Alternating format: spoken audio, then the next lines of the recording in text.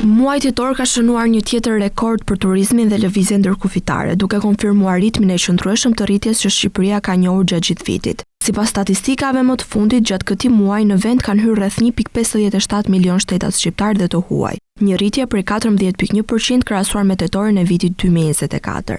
E njëjta tendencë rritëse vjet re edhe në daljet nga territori, ku janë regjistruar 1.54 milion dalje, duke shënuar një rritje prej 15.6%. Në aspektin e ndarjes sipas shtetësisë, në territor kanë hyrë 668.000 shqiptar, me një rritje prej 7.7%, ndërsa numri të huajve i kalon ndjeshëm këtë shifër, duke arritur në 908.000 hyrje me një rritje prej 19.3%. Po kaq dinamike ka qenë edhe qarkullimi në dalje, ku 659.000 shtetas shqiptar kanë lënë vendin, si dhe 886.000 të huaj me një rritje të fortë për 24.4% kundrejt një viti më parë. Pamja e përgjithshme e 10 muajve të parë të vitit e përforcon këtë trend pozitiv. Shqipëria ka pritur 11.1 milion vizitorë të huaj, duke regjistruar një rritje prej 6.7% krahasuar me të njëjtën periudhë të vitit 2024. Këto shifra e vendosin vendin në një pozicion të qëndrueshëm si një ndër destinacionet më të kërkuara në rajon. Struktura gjeografike e vizitorëve mbetet e dominuar nga Europa, e cila përbën 95% të hyrjeve të huajve në tetor.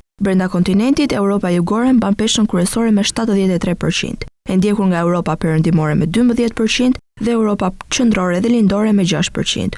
Ky profil tregon lidhje të forta turistike dhe ekonomike që Shqipëria ka ndërtuar me tregjet kryesore europiane. Sa i përket motiveve të udhëtimit, 98% e hyrjeve të huajve janë realizuar për qëllime personale, një tregues që ka shënuar një rritje prej 19.7% krahasuar me tetorin e një viti më parë. Ndërkohë hyrjet për qëllime biznesi dhe profesionale kanë shënuar një rritje më të moderuar prej 3.8%, duke treguar një zgjerim të qëndrueshëm të aktiviteteve ekonomike dhe profesionale në vend.